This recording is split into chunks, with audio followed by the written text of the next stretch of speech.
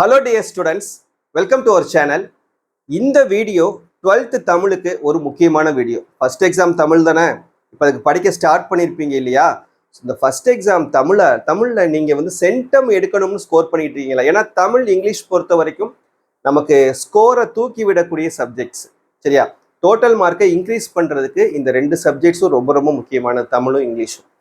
அப்போ இதில் நம்ம மார்க் வந்து எப்படி ஸ்கோர் பண்ணுறதுன்னு நிறைய ஸ்டூடெண்ட்ஸ்க்கு ஐடியா தெரியாது. ஸோ அவங்களுக்கு ஐடியா கொடுக்கறதுக்காக தான் இந்த வீடியோ நான் ஃபர்ஸ்ட் வீடியோவாக உங்களுக்கு தமிழுக்கு நான் வந்து கொடுக்குறேன். ஸோ தயவு செஞ்சு இந்த வீடியோவை ஸ்கிப் பண்ணாதீங்க, கடைசி வரைக்கும் பாருங்கள். இந்த வீடியோ கண்டிப்பாக உங்களுக்கு ரொம்பவே ஹெல்ப்ஃபுல்லாக இருக்கும். இந்த எக்ஸாமில் நீங்கள் சென்டம் ஸ்கோர் பண்ணணும்னு நினச்சிட்டு இருந்தீங்கன்னா உங்களுக்கும், அண்ட் அதே போல் ஸ்லோ லேர்னர்ஸாக, அந்த லேட் ப்ளூமர்ஸாக இருக்கக்கூடிய ஸ்டூடெண்ட்ஸ், பாஸ் ஆகிறதுக்கே கஷ்டப்படக்கூடிய ஸ்டூடெண்ட்ஸ், நீங்கள் எப்படி ப்ரிப்பேர் பண்ணீங்கன்னா ஒரு நல்ல மார்க்கோட பாஸ் பண்ணலாம் அப்படின்ற ஃபுல் டிப்பை இந்த வீடியோவில் நான் உங்களுக்கு டிஸ்கஸ் பண்ண போகிறேன். ஸோ தயவு செஞ்சு கடைசி வரைக்கும் பாருங்கள். சரி, ஓகே. வீடியோ லைக் பண்ணிட்டீங்களா? உங்களுக்காக தான் டைம் ஸ்பெண்ட் பண்ணி கிட்டத்தட்ட ஒரு வீடியோவை ரெடி பண்ணுறதுக்கு எனக்கு எவ்வளோ மணி நேரம் ஆகுது அப்படின்றது எனக்கு தெரியும். சரியா? ஸோ குறைஞ்சபட்சம் ஒரு மணி நேரத்துலேருந்து 2 மணி நேரம் ஸ்பெண்ட் பண்ணி தான். வீடியோட டியூரேஷன் வேணால் கம்மியாக இருக்கலாம், பட் அதை ரெடி பண்ணுறதுக்கு, அதுக்கு கான்செப்ட் ரெடி பண்ணுறதுக்குலாம் குறைஞ்சபட்சம் ஒரு 1.5 மணி நேரத்துலேருந்து 3 மணி நேரம், சில நேரங்களில் 4 மணி நேரம் கூட டைம் ஸ்பெண்ட் பண்ணி ஒவ்வொரு வீடியோவும் உங்களுக்காக தான் நான் ரெடி பண்ணிக்கிட்டு இருக்கேன். சரியா? ஸோ அதுலேருந்து நமக்கு இன்கம் வர்றது அதெல்லாம் வந்து ஒரு சைடு, அதெல்லாம் ரெண்டாவது தான். பட் உங்களுக்காக மட்டுமே இந்த வீடியோஸ் நான் ரெடி பண்ணி கொடுத்துட்டு இருக்கேன். ஸோ தயவு செஞ்சு அந்த லைக் பட்டனை கிளிக் பண்ணிட்டு பாருங்க. சரியா? ஓகே ஸ்டூடெண்ட்ஸ், இப்போ இந்த 12th தமிழில் நீங்கள் எப்படி வந்து இப்போ ஃபர்ஸ்ட் சென்டம்ஸ் எடுக்கணும் அப்படின்னு எய்ம் பண்ணக்கூடிய ஸ்டூடெண்ட்ஸுக்கு ஃபர்ஸ்ட் நான் சொல்லிடுறேன். அதுக்கப்புறம் லேட் ப்ளூமர் ஸ்டூடெண்ட்ஸ்க்கு நான் எப்படி பாஸ் பண்ணலாம், எப்படி படித்தா பாஸ் பண்ணலாம் அப்படின்றத சொல்கிறேன். ஆல்ரெடி உங்களுடைய டீச்சர்ஸ் உங்கள் ஸ்கூலில் உங்களுக்கு வந்து நிறைய டிப்ஸ் கொடுத்துருப்பாங்க. சரியா? ஸோ அதுக்கும் மீறி நான் ஒரு சின்ன டிப்ஸ் எனக்கு தெரிஞ்சதை உங்ககிட்ட நான் ஷேர் பண்ணிக்கிறேன். ஸோ தயவு செஞ்சு இதை ஃபாலோ பண்ணுங்க. ஸோ கொஸ்டின் பேட்டர்ன் இதுதான். நமக்கு 12th தமிழில் 4 பகுதிகளாக இருக்கும். பகுதி 1, 2, 3, 4. சரியா? ஸோ பகுதி 1 வந்து 1 மதிப்பெண் வினாக்கள், பகுதி 2 2 மதிப்பெண் வினாக்கள், பகுதி 3 4 மதிப்பெண் வினாக்கள், பகுதி 4 6 மதிப்பெண் வினாக்கள். சரியா? இந்த மாதிரி தான் உங்களுக்கு கொஸ்டின் பேட்டர்ன் வந்து கொடுத்துருப்பாங்க. இதில் ஃபர்ஸ்ட் பகுதி 1 1 மதிப்பெண் வினாக்கள், மொத்தம் 14 மார்க். இந்த 14 மார்க்கை வாங்கிரு. சரியா? முதற் கோணல் முற்றும் கோணல் அப்படின்னு ஒரு பழமொழி சொல்லுவாங்க. ஃபர்ஸ்ட் நம்ம அட்டன் பண்ணக்கூடிய ஒரு எக்ஸாம்ல ஃபர்ஸ்ட் வரக்கூடியது இந்த 1 மார்க் தான் கேட்பாங்க, 14 மார்க். இந்த 14 1 மார்க்கை நீ வந்து கரெக்டா எழுதிட்டேன்னு வச்சுக்கவேன், உனக்குள்ள ஒரு கான்ஃபிடென்ஸ் வந்துடும். 14மே நம்ம கரெக்டு, அப்ப இனி அடுத்து வரக்கூடிய எல்லாத்தையும் நம்ம கரெக்டா எழுதணுன்ற ஒரு ஆர்வம் உனக்குள்ள வந்துடும். அப்ப இந்த 14 1 மார்க்கு நம்ம கரெக்டா எழுதணும்னா எப்படி ப்ரிப்பேர் பண்றது? இந்த 14 1 மார்க்கு மொத்தம் இதை நம்ம என்ன பண்ணலாம்னா 6 1 மார்க் புக் பேக்ல கேட்டுருவாங்க. ஒவ்வொரு இயல்லையும் உங்களுக்கு புத்தகத்துக்கு பின்னால பலவுள் தெரிக கேள்விகள் இருக்குமா? 8 இயலையும் சேர்த்தாலே 50 கேள்விகளை கூட தாண்டாது. 50 பலவுள் தெரிக வினாக்கள் தான் உனக்கு 8 இயல் சேர்த்தே இருக்கும். அப்ப அந்த 50 கொஸ்டின்ஸை நீ படிச்சிட்டேன்னா 6 மார்க் எடுத்துடலாம். 50 1 மார்க், 50 1 மார்க்கை படிச்சிட்டேன்னா 6 1 மார்க் எடுத்துடலாம். மீதி 8 1 மார்க் வந்து கண்டிப்பா உங்களுக்கு இன்டீரியர் தான் கேட்பாங்க. இன்டீரியர்னா ரொம்ப கஷ்டமாலாம் உனக்கு கேட்க போறது இல்லை. இந்த இன்டீரியர் அட்டன் பண்றதுக்கு நம்ம வந்து எப்படி ப்ரிப்பேர் பண்ணணும்? இது நமக்கு 6 மார்க்குக்கு வந்துடுது. சரியா? புத்தக பின் வினாக்கள். இந்த இன்டீரியருக்கு நம்ம எப்படி படிக்கணும்னா, செய்யுள் பகுதியில் இருக்கக்கூடிய இலக்கண குறிப்பு. இந்த இலக்கண குறிப்பு சில நேரங்கள் நமக்கு 2 மார்க்லையும் கேட்பாங்க, 1 மார்க்ல கண்டிப்பா ஒரு கொஸ்டின் வந்துடும். இலக்கண குறிப்பு ஒவ்வொரு செய்யுள்லையும் நம்ம கொடுத்துருப்பாங்க. அந்த செய்யுள் முடிஞ்சவன கொடுத்துருப்பாங்க. இலக்கண குறிப்பு கண்டிப்பா ஒரு கொஸ்டின் வரணும். அப்புறம் ஆசிரியர் குறிப்பு வரணும். ஒவ்வொரு ஆசிரியரை பத்தியும் அந்த ஆசிரியர் குறிப்பு கொடுத்துருப்பாங்க இல்லையா? ஒவ்வொரு பாடம் முடிஞ்சதுக்கு அப்புறமும் அதை நல்லா தெளிவா பாருங்க. அவருடைய காலம், அவர் எழுதிய நூட்கள், அது சம்மந்தப்பட்ட எல்லாமே, அவர் எந்த ஊரை சேர்ந்தவர், இது மாதிரியான வினாக்கள்லாம் வந்து கண்டிப்பா 1வது கேட்பாங்க. ஸோ அதனால அதையும் பார்த்துக்கோங்க. அதுக்கப்புறம் புணர்ச்சி விதி உங்களுக்கு புத்தகத்துல இருக்குது இல்லையா? அந்த புணர்ச்சி வினாக்கள், அந்த வார்த்தைகள் எல்லாத்தையுமே நல்லா பார்த்துக்கிறங்க. அதுல இருந்து கண்டிப்பா ஒரு கேள்வி வந்துடும். அதுக்கப்புறம் இலக்கண தேர்ச்சிகோள் வினாக்கள், இந்த ஒவ்வொரு புத்தகத்துல இருக்கக்கூடிய இலக்கண தேர்ச்சிகோள் வினாக்கள்ல இருந்து கண்டிப்பா ஒரு 1 மார்க் கொஸ்டின்ஸ் கேட்டுருவாங்க. சரியா? ஸோ புத்தக வினாக்கள் 6 வந்துடும். இந்த கான்செப்ட்ஸ்லாம் சேர்த்து ஒரு 8 கொஸ்டின்ஸ் கேட்டுருவாங்க. செய்யுள் பகுதிகளில் இருந்து அந்த ஏதாவது ஒரு பாடலினுடைய வரியை எடுத்து கொடுத்து அதுல ஒரு வார்த்தையினுடைய அர்த்தம் கேட்கலாம். இல்லைன்னா இந்த வரிகள் வந்து எந்த பாடல்ல இடம்பெற்றது அப்படின்ற மாதிரி கேட்கலாம். இல்லைன்னா அந்த வரிகளினுடைய ஆசிரியர் யாரு அப்படின்ற மாதிரி கேட்கலாம். ஸோ கண்டிப்பா நீ இன்டீரியர் படிச்சா மட்டும்தான் 14 out of 14 வாங்கினா. ஆனால் அந்த அளவுக்கு இன்டீரியர் படிக்கிறதுன்றது ரொம்ப கஷ்டமான விஷயம் கிடையாது. தமிழ் பொறுத்த வரைக்கும் ஈஸியாகவே நீங்கள் ப்ரிப்பேர் பண்ணிடலாம். சரியா? ஓகே.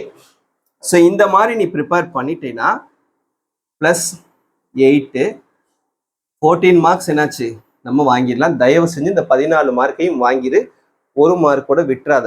14 மார்க்குமே உன்னோடது, உனக்கானதுன்னு ஞாபகம் வச்சு ப்ரிப்பேர் பண்ணு. அடுத்து பகுதி 2 2 மார்க் கொஸ்டின். இதை நம்ம 3 பிரிவா பிரிச்சுக்கலாம். பிரிவு 1, பிரிவு 2, பிரிவு 3. சரியா? ஸோ இதை வந்து நம்ம 3 பிரிவா பிரிச்சுக்கலாம். 3மே 2 மதிப்பெண் வினாக்கள் தான்.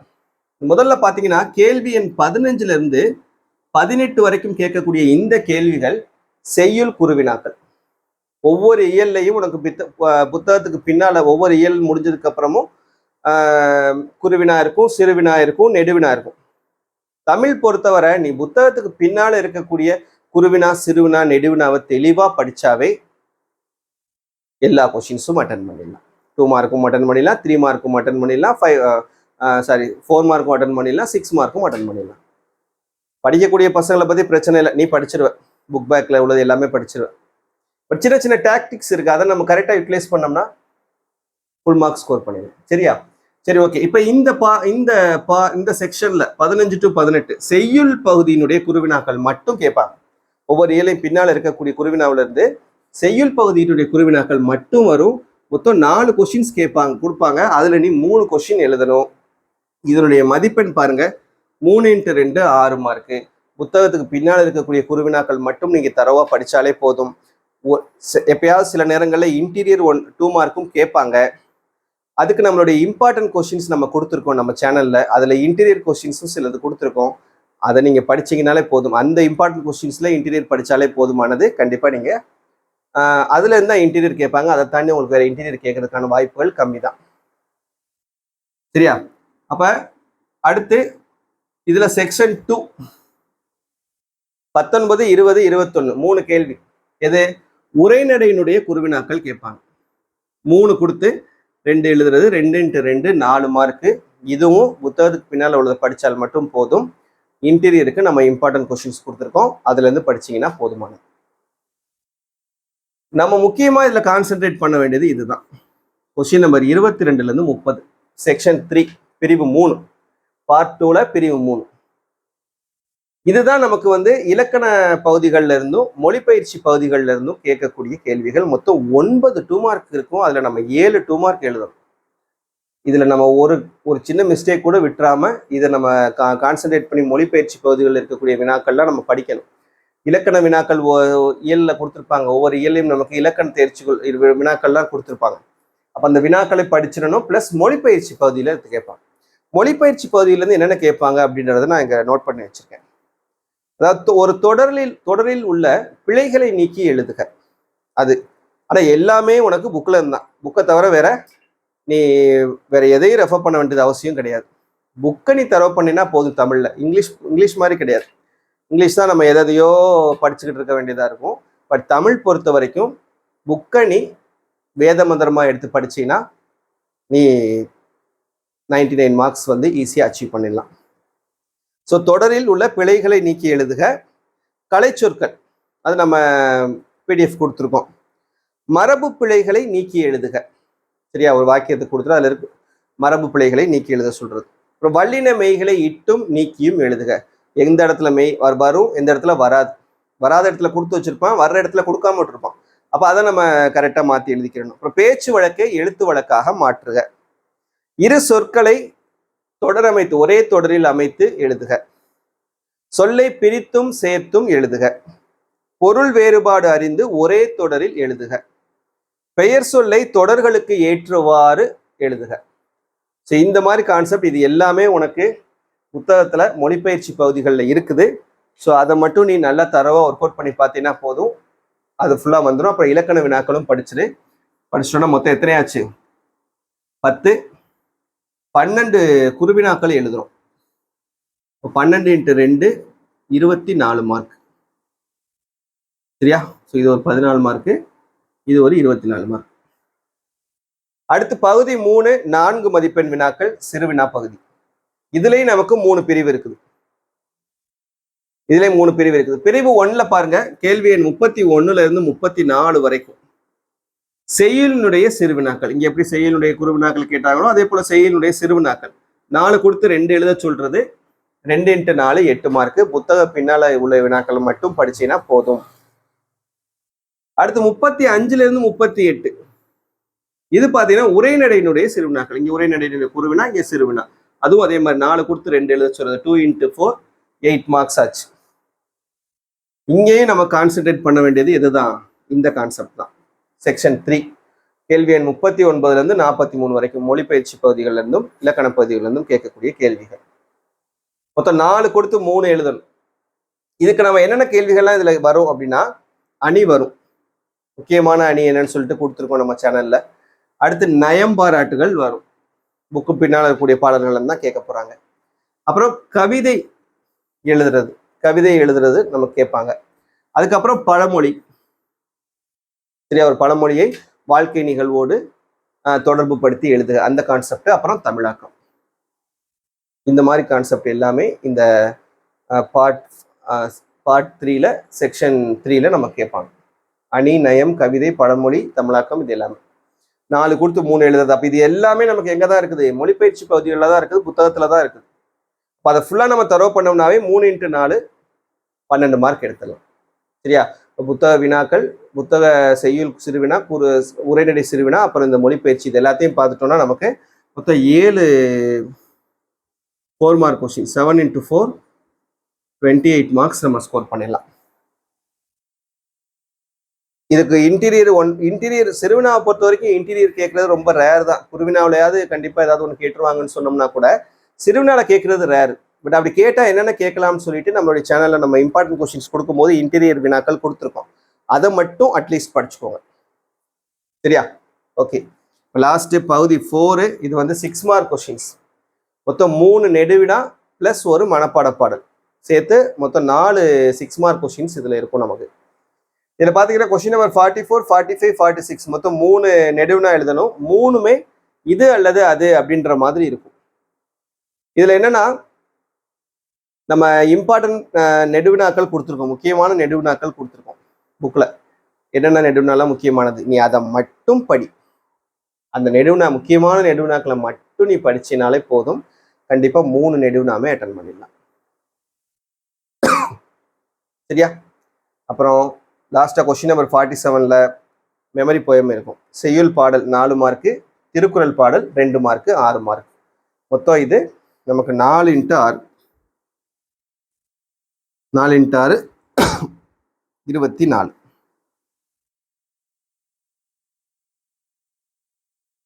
சரியா, ஸோ இந்த மாதிரி ப்ரிப்பேர் பண்ணனா கண்டிப்பா தமிழ்ல என்ன பண்ணிடலாம், 90 out of 90 ஸ்கோர் பண்ணிடலாம். பட் தமிழ் பொறுத்தவரை சென்டம் போடுறதுன்றது ரேர் தான். ஏதாவது ஒரு இடத்துல நம்ம குறைச்சிருவாங்க. நீ முடிஞ்ச அளவுக்கு ஸ்பெல்லிங் மிஸ்டேக் இல்லாம எழுதணும், ஒற்றுப்பிழைகள் இல்லாம எழுதணும். நல்ல ஞாபகம் வச்சுக்க. அது எல்லாத்தையும் திரும்ப திரும்ப எழுதிப்பாரு. எழுதி பார்த்தா மட்டும்தான் உன்னால ஒற்றுப்பிழை இல்லாம எழுத்துப்பிழை இல்லாம எழுத முடியும். அதனால எழுதி பார்த்துக்க திரும்ப திரும்ப. இது சாத்தியம், கண்டிப்பா வாங்க முடியும். அப்படியே போயிட்டா கூட கண்டிப்பா என்ன செஞ்சிடலாம், 89 எடுத்துடலாம். ஏன்னா தமிழ் பொறுத்த வரைக்கும் 89 நமக்கு என்னது, சென்டம் மாதிரி தான். அதாவது அவுட் ஆஃப் 90க்கு 99, 100க்கு வந்து 99. இதுவே வந்து நமக்கு கிட்டத்தட்ட சென்டம் மாதிரி தான். தமிழ்லையும் இங்கிலீஷ்லையும் 99 நமக்கு சென்டம் தான். அந்த மாதிரி உன்னால அச்சீவ் பண்ண முடியும். புரியுதா? So achieve பண்ணிடுவியா?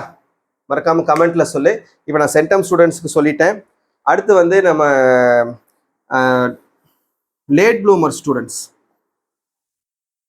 எவ்வளோ படித்தாலும் பாஸ் பண்ண முடியலையே சார், நான் என்ன செய்யறது, எப்படி ப்ரிப்பேர் பண்ணணும், எனக்கு ஒரு ஐடியா கொடுங்க அப்படின்னு கேட்கக்கூடிய ஸ்டூடெண்ட்ஸ்க்கு நான் சொல்ற மாதிரி படி.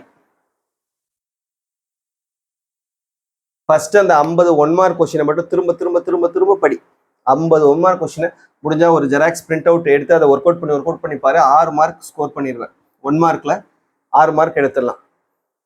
சரியா, நீ இந்த புத்தக வினாக்கள்ல முக்கியமான கேள்விகள் கொடுத்துருக்கோம். ஆனா கொஞ்சம் நிறைய தான் இருக்கும், உன்னால படிக்கிறது கொஞ்சம் கஷ்டமா கூட இருக்கலாம். குறைஞ்சபட்சம்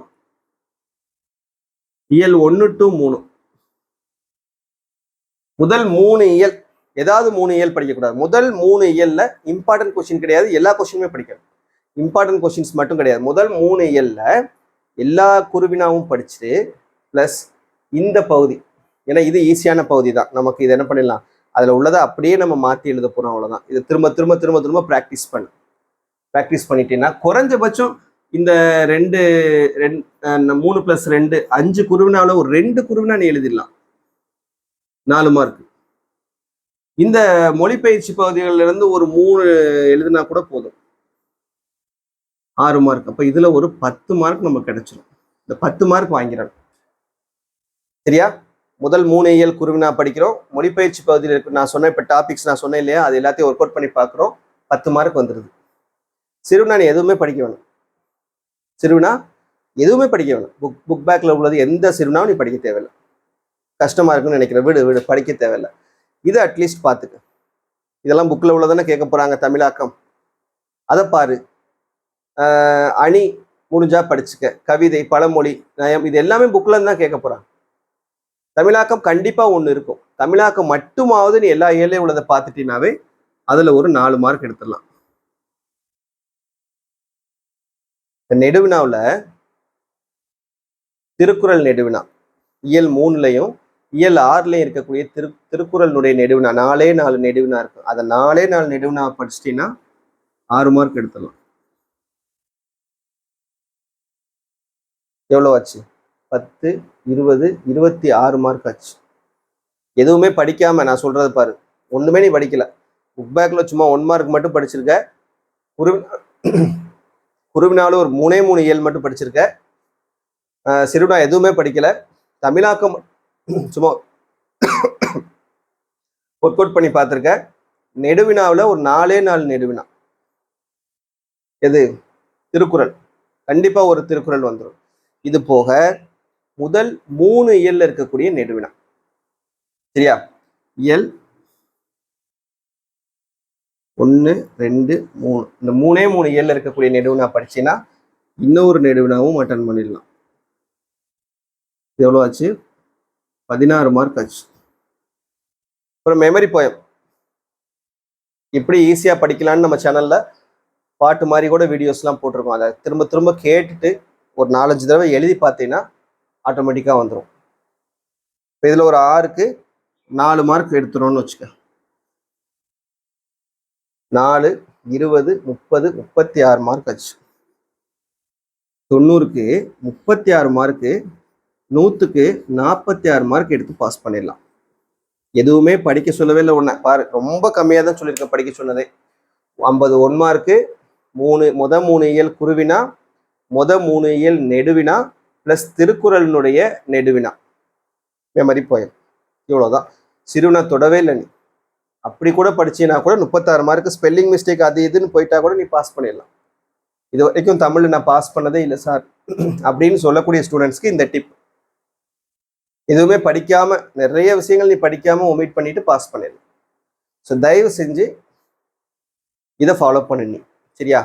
லேட் ப்ளூமர்ஸாக இருக்கக்கூடிய ஸ்டூடெண்ட்ஸ்க்கு நான் ரெக்வஸ்ட்டாக, ஹம்பிள் ரெக்வஸ்ட்டாக இதை நான் கேட்டுக்கிறேன், ஓகேவா? ஸோ 2 பேருக்குமே சொல்லியிருக்கோம், சென்டம் ஸ்கோர் பண்ணுறதுக்கும் சொல்லியிருக்கோம், லேட் ப்ளூமர் ஸ்டூடெண்ட்ஸ்க்கும் சொல்லியிருக்கோம். தயவு செஞ்சு இதை ஃபாலோ பண்ணு. வேறு என்ன டவுட் இருந்தாலும் கமெண்ட்டில் கேளு, ஓகேவா? தேங்க்யூ.